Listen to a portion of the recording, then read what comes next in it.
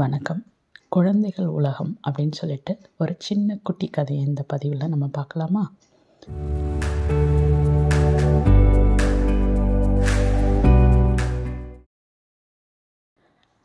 ஒரு வீட்டில் அப்பா, அம்மா, தாத்தா, பாட்டி 2 குழந்தைகள்னு வாழ்ந்து வந்துட்டுருக்காங்க. தன்னுடைய பெற்றோர்களுக்கு சில உடல்நிலை சரியில்லாத காரணத்தால் அப்பா எப்பயுமே அவங்களுக்கு மாதம் ஒரு முறை அவங்களுக்கு தேவையான மருந்துகளை வாங்கி தர்றது பழக்கம். அப்போ பாப்பாவும் எப்போவுமே அவர் கூட போவாள். அது மாதிரி இந்த மாதமும் அவங்களுக்கு தேவையான மருந்து வாங்குறதுக்காக அப்பா கிளம்பும்போது, பாப்பா நானும் வரேன்ப்பா அப்படின்னு சொல்லி அவங்க கூட கிளம்புறான். கடையில் போய் மருந்து கேட்கும்போது, நான் சொல்கிறேன்ப்பா அப்படின்னு சொல்கிறான். ஏன்னா மாதம் வாங்குறதுனால குழந்தைக்கு அந்த பேரெல்லாம் ஞாபகம் இருக்குது.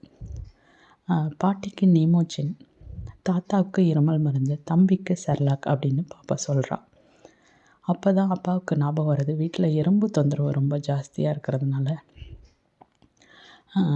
கொஞ்சம் 2 எறும்பு மருந்து பாக்கெட்டும் கொடுங்க அப்படின்னு சொல்லி கடைக்காரர்கிட்ட அப்பா கேட்குறாரு. உடனே குழந்தை கேட்குறா, ஏன்பா நம்ம வீட்டில் இருக்க எறும்புக்கும் உடம்பு சரியில்லையாப்பா அப்படின்னு கேட்குறா. ஒரு நிமிடம் எல்லோரும் அமைதியாக இருக்கின்றனர். அப்போது நம்ம கவிஞர் ஒரு சின்ன கவிதை சொல்கிறாரு.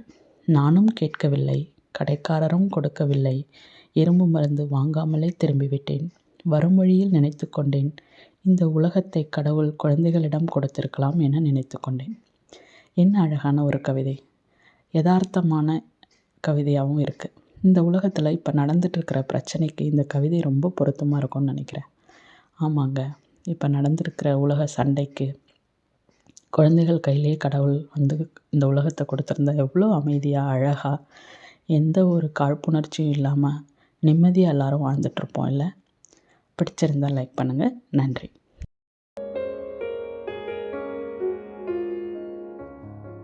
அனைவருக்கும் வணக்கம்.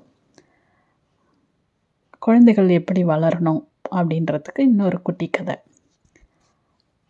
ஏபிஜே அப்துல் கலாம் ஒரு பள்ளியை தேர்ந்தெடுத்து அந்த பள்ளிக்கு நாளைக்கு பார்வையிடுறதுக்காக வர்றதா ஆசிரியர்கள் எல்லாம் மாணவர்கள்ட்ட சொல்லிகிட்ருக்காங்க.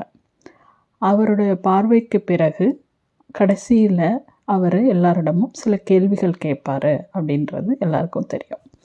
அதை இங்கேயும் ஆசிரியர்கள் மாணவர்கள்ட்ட சொல்லிவிட்டு அவங்கள தயார்படுத்துகிறாங்க. யாரெல்லாம் கேள்வி கேட்கணும் அப்படின்னு சொல்லி முன்கூட்டியே தயார்படுத்தி வைக்கிறாங்க. அதில் கொஞ்சம் குறும்புக்கார பையன் ஒருத்தன் இருக்கான்.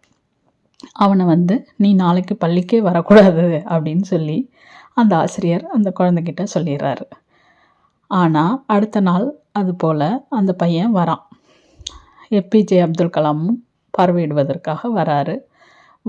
எல்லாரையும் பார்வையிட்டுட்டு கேள்வி நேரம் வரும்பொழுது இந்த பையன் முதல்ல கேள்வி கேட்க ஆரம்பிக்கிறான். ஆசிரியர்களுக்கெல்லாம் மிகுந்த பயம்.